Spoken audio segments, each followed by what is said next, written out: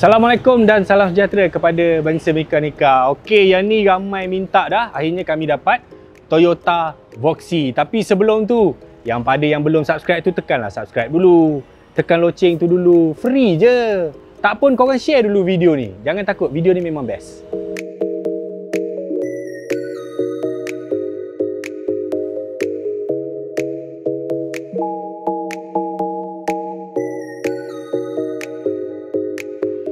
Okey, macam mana Voxy ni boleh lahir? Kita kena tengok dekat Japan lah. Culture dekat Japan, kalau kita tengok, rumah dia memang kecil. Kalau kita, yelah, saya pernah menyewa dekat PPRT. Rumah 500-600 square feet. Sebenarnya kalau kita rasa kecil, rumah di Japan, especially dekat bandar-bandar besar, rumah dia saiz berapa? 200-300 square feet saja. Memang kecil.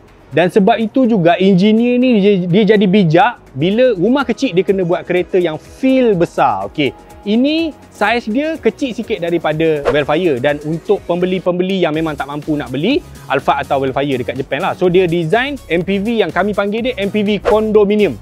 Dia kurus, tinggi, cermin besar macam rumah kondominium. Okey, dalam segmen ni, segmen MPV tinggi ni, MPV bersaiz mesin basuh ni, dekat Japan dia ada Toyota Voxy, Nissan Serena, Mazda Biante dan juga Honda Stepwagon. Dia ada empat model ni, dia punya bentuk dia sangat tipikal, sangat hampir sama dengan ni. Kurus, tinggi. Dan okey, kalau kita tengok dekat Japan, kalau kat Malaysia lah contohnya, bila MPV macam ni yang belinya kebanyakannya family yang dah ada anak. Tapi dekat Japan, MPV macam ni tak semestinya dibeli untuk family. Okey, ada juga orang bujang, ramai juga orang bujang yang beli. Dia sebagai salah satu, boleh dikata, lifestyle lah. So dia orang pergi beli kereta macam ni, bila weekend dia pergi camping, dia buat macam camper van, tidur dalam kereta, bentang tikar, campfire apa semua. So itu culture dekat Japan. Kereta ini kalau dekat Malaysia, Voxy ni dia tidak masuk. UNW Toyota tak bawa masuk secara rasmi, dan kalau kita nak beli, kereta ni cuma ada dalam bentuk recon. Dan saya sekarang ni berada dekat kedai kawan saya. Nanti saya akan bagi dia punya link dekat bawah lah, kalau untuk siapa-siapa yang nak beli Toyota Voxy.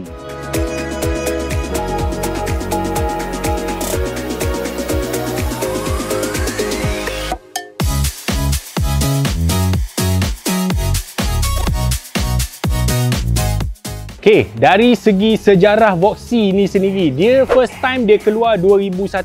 Kemudian 2007 dia ganti model baru. Tapi 2001 first gen dengan 2007 second gen, bagi saya bentuk dia memang tak menarik. Yalah, biasalah first dengan second gen kan, bentuk dia sangat kekotakan dan sangat boring. Tapi pada 2014 dia keluar yang model ni. 2017 hujung dia ada keluar facelift lagi. Tapi yang ini dah consider model yang paling baru. Dan kalau kita tengok, memang kalau orang yang tak pernah tengok ni, dia tengok depan ni Vellfire ke? Tak, ini Voxy. Sebab dia punya muka depan ni dah macam Vellfire. Okey, ada satu fakta yang menarik. Kalau Vellfire dia ada Alphard, kembar dia. Voxy pun dia ada 3 model berbeza. Dia ada Voxy, dia ada Noah, dia ada Esquire. Basically dia 3 model yang sama tetapi dengan perubahan-perubahan kosmetik sikit lah.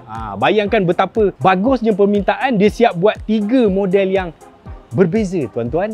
Okey, untuk model yang paling latest ni pun dia ada banyak spek. Dia ada 1 power door, 2 power door. Dia ada 7 seater, dia ada 8 seater. Dia ada yang TSS, ada yang tak ada TSS. Ada precast, tak ada precast. Dia ada banyak spek. Yang mana dikenali semacam Voxy Spec X, kemudian Spec V, Spec ZS, ZX, Kirameki, kemudian yang atas sekali ada GS. Okey, yang ini spek apa? Yang ini Kirameki, yang kuat tinggi permintaan dia dekat Malaysia. Kat mana nak beza dia? Kirameki ni dia lebih banyak kepada trim lah. Kalau kita tengok dekat sini dia ada chrome, dengan dekat bawah tu dia ada chrome, dengan dekat tepi ni dia ada chrome. Kalau itu daripada depan, kita tahu dia memang spek Kirameki. Dari segi overall, bentuk depan dia memang saya tak nafikan, memang semua orang cakap macam Vellfire. So this is a baby Vellfire. Tapi sama juga macam Vellfire, dia dah datang dengan lampu LED, dan setengah spek tu, yang macam spek ni, dia datang dengan Toyota Safety Sense, iaitu dia lebih kurang ADAS lah, Advanced Driver Assist. So dia ada emergency brake. So dia punya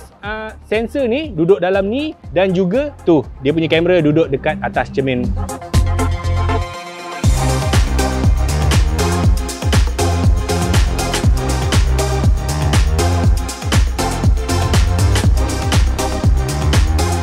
Okey, macam yang saya bagi tahu tadi, model ni dia ada 2 atau 1 power door. Tapi yang model ni dia datang dengan single power door lah. So sama ada kita boleh tarik macam ni ataupun kita tekan macam ni.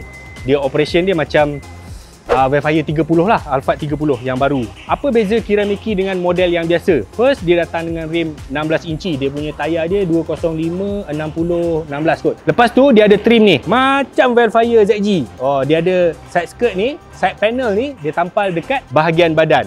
Okey, kereta ni kalau kita tengok dekat bahagian sini, memang kita tahu dia memang tinggi lah. Saya almost 6 kaki. So, tengok ketinggian kereta ni. Nak tengok belakang dia? Jom.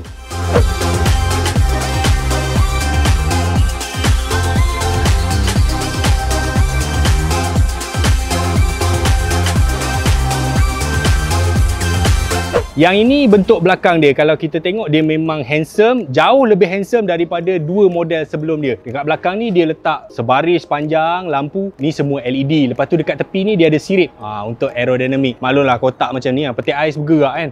Dia kena buat aerodinamik lah. So begitu juga dengan spoiler, cuma ni dia select sikit lah. Dia punya wiper ni dia tak sorok macam Velfire. Velfire tu cun sikit. Dekat bawah ni dia ada trim. Trim chrome ni memang option untuk Kirameki. Dia punya logo pun warna hitam. Dia macam Velfire jugalah, dah nama baby Velfire kan. So kita tengok dekat bahagian belakang dia, berapa besar dia punya space untuk kargo. Tu dia. Besar kan? Besar. Dia kecil sikit je daripada Velfire. Untuk bawa barang memang tak ada masalah langsung lah dengan Voxy ni. Dan lagi satu kelebihan dia, tahu apa dia? Dia ada kompartmen rahsia. Nah, dekat bawah tu. Okey, kalau kita tengok kompartmen ni, tengok berapa banyak barang boleh isi tu. Nanti mesti ada yang tanya, tak ada spare tire ke bang? Apa? Tak ada spare tire ke bang? Abang boleh ada kat sini macam mana ni? Okey, selesa abang duduk belakang? Selesa. Okey, duduk belakang kereta ni memang tak ada problem. Ketinggian kaki apa semua kan? No complain. Spare tire, malangnya kereta ni memang tak ada spare tire. Dia macam kebanyakan kereta moden hari ni dia pakai repair kit. Dan repair kit tu dia letak dekat sebelah sini. Kita kena pulang sini bang, tarik ni. Tarik. So itu dia punya liquid dan dia punya equipment dah. Dia punya pump, dia punya apa semua. So kalau pancit kena pakai benda ni lah. Abang tahu tak apa yang unik lagi pasal kereta ni? Seat dia boleh lipat macam Velfire, tapi dia lagi besar bang. Okay, kita demo tengok seat dia lipat jadi besar mana. Okay, tengok kita lipat. Tarik tu bang. Tarik tu. Sini. Taruh. Oh, dia ada clip dah. Dia ada clip lah. Clip. Try belah ni pula. So dia punya ni dia ada tempat dia ni bang. Abang tahu kat mana ni? Mana? Tu. Nampak? Terima kasih Google. Okey. Abang lipat yang belah sana. Aku sukalah kereta ni. Sekejap Okey, dia ada mekanisme spring dia sendiri. Bila kita lipat, dia akan terus naik ke atas. Dan bagusnya Voxy ni kalau kita compare dengan Velfire, kalau Voxy bila kita lipat, dia punya space ni sampai sini bang. Bila kita lipat tu dia tebal. Keburukan dia, second row ni kita tak boleh nak baring habis. Itu dekat Velfire. Kalau yang ini dia boleh tolak sampai habis ke belakang. Okey, kejap lagi kita tunjuk. Oh, okey. Menarik lah, dalam dia luas. Kan.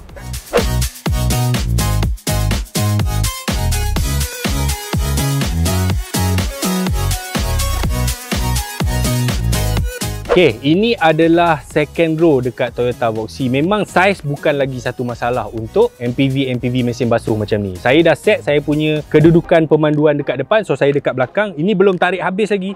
Dia punya kaki, kepala apa semua memang tak ada komplain. Dekat belakang ni kita kena tengok ada apa saja.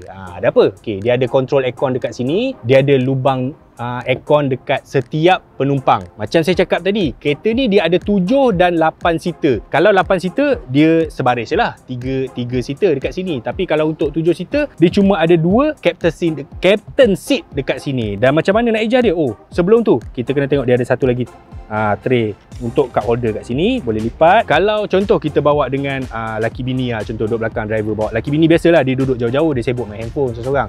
Tapi kalau dia bawa makwa ke apa, bang boleh rapat kita rapatkan. Dia boleh rapat macam ni. Dia duduk macam ni kalau dengan kawan baik. Kalau dengan bini dia duduk jauh-jauh sikit dengan handphone, sibuk kan. Bila kedudukan rapat macam ni, kita boleh tolak habis ke belakang. Okey, tolak bang. Belakang. Okey. Perasan tak saya cakap tadi macam Velfire, dia akan tersangkut dekat seat ni. Tapi Voxy tak. Kita boleh baring lagi bang. Abang boleh buka lagi baring. Tarik yang lagi satu.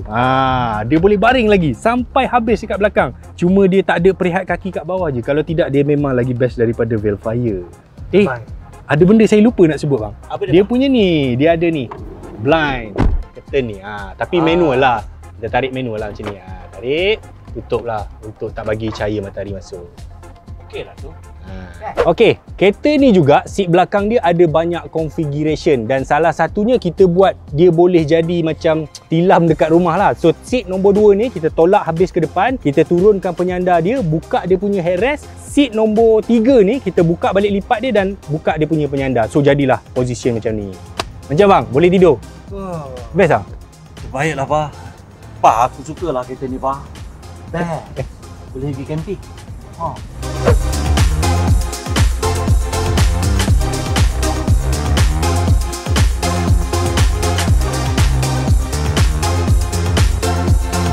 Walaupun kereta ni harga dia setengah daripada Velfire dan Alphard, tetapi dari segi features memang dia tidak ketinggalan. Okey, sebelum tu kita nak tengok dari segi design dulu. Kalau kita tengok Voxy ni dalam dia memang dia lebih kepada user friendly lah. Kalau kita tengok dekat dia punya tempat letak barang, kereta ni bukan saja banyak tetapi sangat banyak. Okey, dekat panel pintu contohnya, dekat tempat poket kecil ni kita boleh taruh coins atau kad atau apa kan. Dekat bahagian bawah tu kita boleh letak satu lagi botol, ada cup holder dekat situ dengan ada satu lagi tempat simpanan barang. Dekat tepi ni dia ada tempat lagi letak barang kat bawah ni, boleh tarik, boleh simpan benda-benda kecil. Dekat bahagian tengah dia ada lagi cup holder lagi. Dekat sini tarik. Lepas tu dekat bawah sana ada lagi tempat simpanan barang.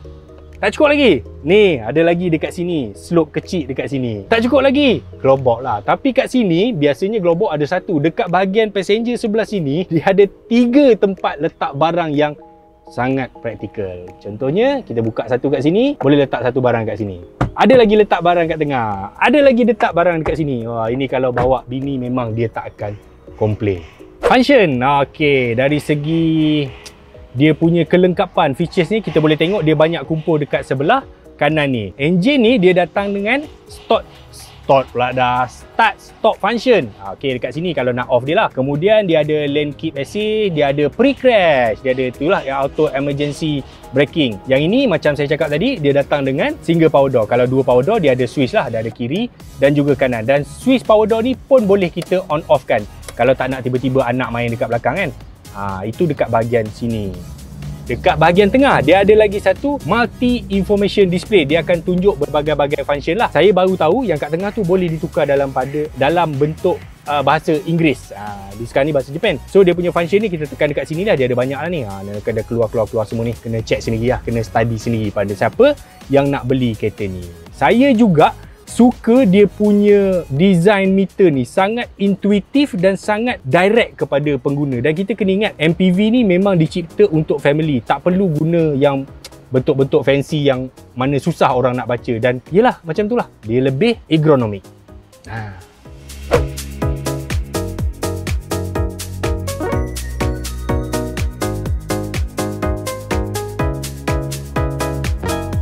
Okay, dari banyak-banyak spek yang saya sebut tadi, ada Kirameki, VX, ZS, ZX semua, dia berkongsi enjin yang sama. Dia guna satu enjin saja, iaitu enjin 4 silinder 2 liter NA. Dia ada power sekitar 152 horsepower dan dia pacuan roda depan, transmission dia super CVT 7 speed. Alright, kereta-kereta yang tinggi macam ni dia memang tak sedap kalau kita nak bawa laju. Kelajuan yang biasanya pengalaman saya lah bawa kereta macam Stepwagon apa semua ni, dia sekitar 14, 15 macam tu je, jangan lebih pada tu. Tak sedap sebab dia ringan dan bergoyang-goyang. Dia tak macam Velfire Alphard yang berat macam tu kan. Kita boleh speed laju. Yang ini tak sedap. Dia punya speed dia jangan laju sangat. Lagipun laju-laju nak pergi mana? Bahaya, bawa family kot. Okey, itulah saja tentang Toyota Voxy pada hari ini. Dalam segmen ni, dalam pasaran hari ini, dekat Malaysia kita boleh beli Honda pula dah, Nissan Serena yang baru. Itu saja. The rest is recon. Sama ada Toyota Voxy ataupun Honda Stepwagon. Dan Toyota Voxy ni walaupun dia recon, harga dia bermula 130 lebih lah untuk kereta-kereta macam ni lah. Sampai 107 pun ada. Depend pada tahun, depend pada spek lah. Walaupun harga dia tak banyak beza dengan Serena baru, tapi sebab dia Toyota, orang percaya kereta ni, tak apalah, dia lebih percaya Toyota berbanding kereta baru. Dan ini memang Malaysian lah. Kita boleh cakap average Malaysian memang berpemikiran macam ni. Okey, pada yang selalu tanya tu, mana abang beras selalu tak masuk Dah lama ni, dah seminggu tak jumpa. Mana pula dia? Dia dah sampai. Apa ni? Apa ni? Jangan lupa like, share, subscribe dan tekan lonceng. Tapi jangan lupa, jangan skip iklan, okey? PKP ni. Ah. Kami tak ada duit dah. Oh, habis dah ni. Kesian kami tau. Sedih. Bye.